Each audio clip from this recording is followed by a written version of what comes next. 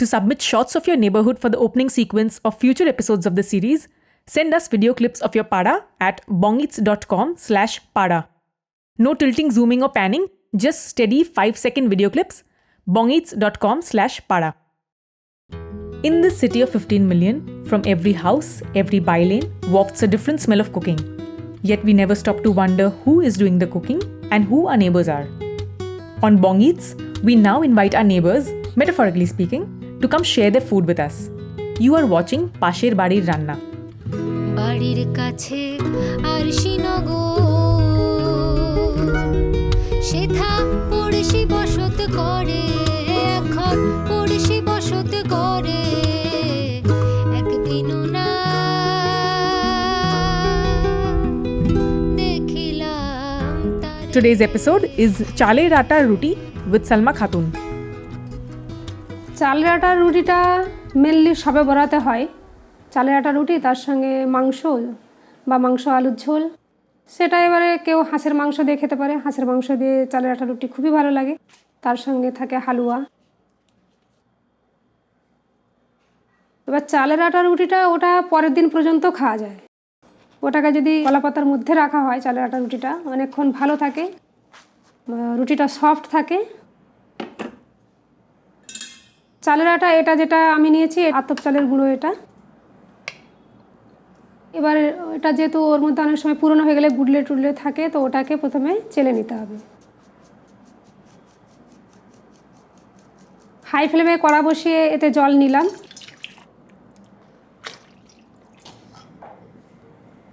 আটা অনুযায়ী জল যতটা লাগবে তার থেকে আমি একটু বেশি নিয়েছি, কারণ জলটা গরম হয়ে গেলে আমি কিছুটা জল তুলে রাখবো। যদি আমার প্রয়োজন হয়, যদি দেখি যে আটাটা আরও বেশি জল চাইছে, তাহলে আমি জলটা অ্যাড করবো, নাহলে করবো না। জল পুরোপুরি ফুটে গেছে, জল আমি কিছুটা সরিয়ে রেখেছি। এবার ফ্লেমটা একদম লো করে দেবো। লো করে আতপ চালের গুঁড়োটা দেবো, এক হাতে দেবো, এক হাতে মিক্স করব। এবার দেওয়া হয়ে গেলে সব আটাটা দেওয়ার পর এবার ওটাকে ভালো করে নেড়ে নেড়ে ওটাকে পুরো জলটা আটার সঙ্গে মিক্স করে নিতে হবে, সেদ্ধ করে নিতে হবে আটাটা। আর আটাটা সেদ্ধটা খুবই ইম্পর্টেন্ট, মানে এমন হলো যে একটু আটা আটা রয়ে গেল, তখন কিন্তু রুটিটা ভালো হবে না। আবার অতিরিক্ত জল হয়ে গেলেও সেটাকে অত শুকনো যাবে না। হয়তো অল্প জল এদিক ওদিক হলে সেটা শুকিয়ে নেওয়া যায়, তাই জলটা মেপে জুপেই দিতে হবে।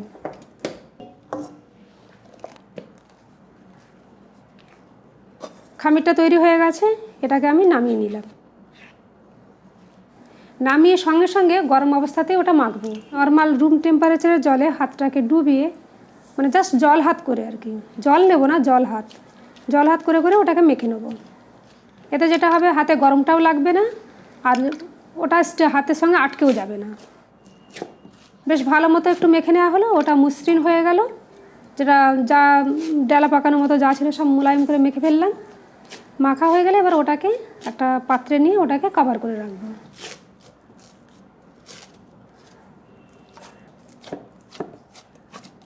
এটাকে পুরোপুরি ঠান্ডা করে নিতে হবে। ডোটা ঠান্ডা হতে কতটা সময় লাগবে সেটা আমি নির্দিষ্ট টাইম বলছি না।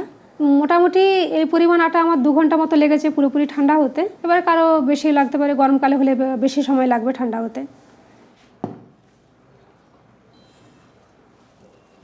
ঘন্টাখানেক পর ঢাকা খুলে ওটাকে আবার একটু জল হাত করে ওটাকে মেখে নেব।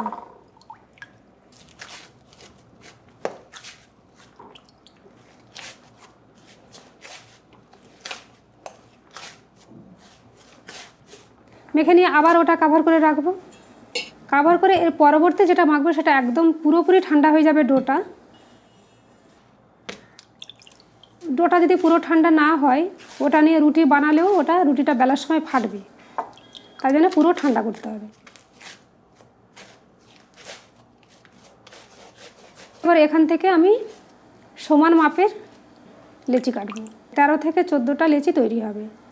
এক একটা লেচির ওজন 65 থেকে 70 গ্রাম।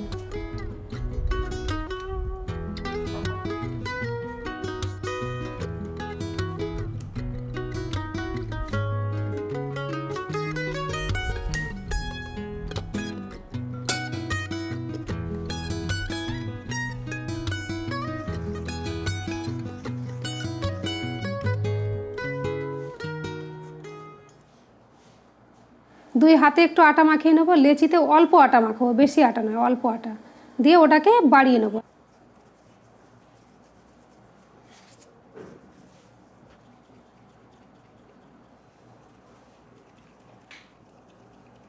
বাড়িয়ে নিয়ে আবার ওটাকে উল্টো করে সাইডগুলো একটু সিল করবো আর কি।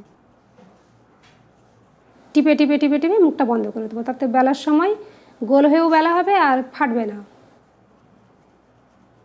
এটাকে গ্রামগঞ্জে বা সব জায়গাতে এটাকে জিনিস বলে। কেন জিনিস বলে সেটা আমি জানি না, গয়না তো নয় কিন্তু জিনিস বলে।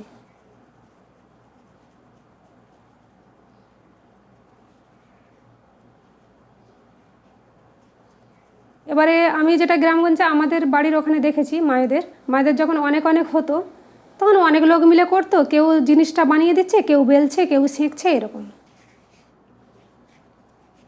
বেলার সময় একটু বেশি পরিমাণ চালের গুঁড়ো দিয়ে বেলবো, কারণ এই রুটিটা পুরোটাই ওই চালের গুঁড়িটা এখানে মানে রোলারের কাজ করবে আর কি, বলের কাজ করবে। রুটিটা বেলার সময় সাইডটাতে চাপ দিয়ে বেলতে হবে। সাইডটাতে চাপ দিলে বেললে কি হবে, তাতে রুটিটা ফাটার চান্সটা খুবই কমে যায়। মিডিলে প্রেশার দিলেই রুটিটা গোল করে বেলতেও অসুবিধা হবে, টেরা বাঁকা হবে আর সাইডটাও ফাটবে। তো যখন বেলা হচ্ছে তখন দেখতে হবে যেন আমার ধারে চাপটা লাগে, আর চাপটা খুব হালকাভাবে প্রেস করতে হয়। আমার এই রুটিটা 24 সেন্টিমিটার মতো গোল হয়েছে। এবার ভালো করে যে যেমন পারে যতটা পাতলা করা সম্ভব পাতলা করে বেলে নিতে হবে। এবার ওটা এতটা বড় দেখাচ্ছে কিন্তু ওটা যখন সেঁকবো ওটা ছোটো হয়ে যাবে, শ্রিঙ্ক করে যায়, শ্রিঙ্ক করে রুটিটা ছোটোই হয়ে যাবে আলটিমেটলি। এবার আমি যদি ছোটো সাইজের বেলি, ছোটো লেচি নিই, রুটিটা আরও ছোটো হবে।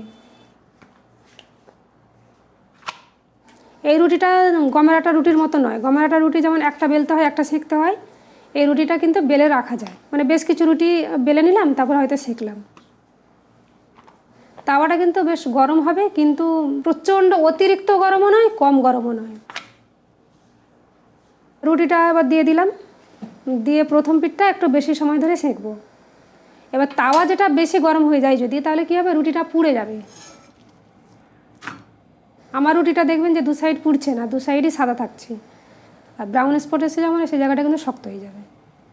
যখন দেখবেন যে বড় বড় বাবেল উঠছে, এই পর্যায়ে রুটিটা উল্টে দিতে হবে।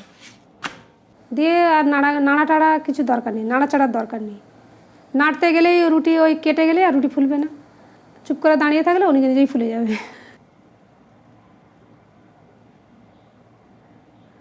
তারপর তুলে নিতে হবে। বেশিক্ষণ রাখার দরকার নেই, চাটুতে যেন বেশিক্ষণ না থাকে। চাটুতে ও বেশিক্ষণ থেকে গেলে সেই রুটিও শক্ত হয়, তাই রুটি ফুলে যাওয়া মাত্র তুলে নিতে হবে। এবার পরবর্তী রুটি দেওয়ার আগে পুরো আটাটা ঝেড়ে ফেলে দিতে হবে। পুরো ওটা কাপড় দিয়ে পরিষ্কার করে নেওয়া হলো।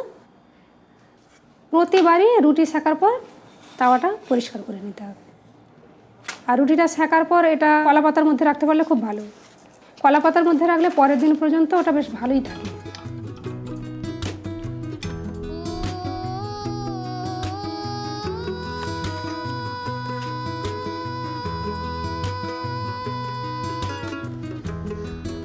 চালের আটা রুটি যে কোনো মাংসের ঝোল দিয়ে খাওয়া যায়।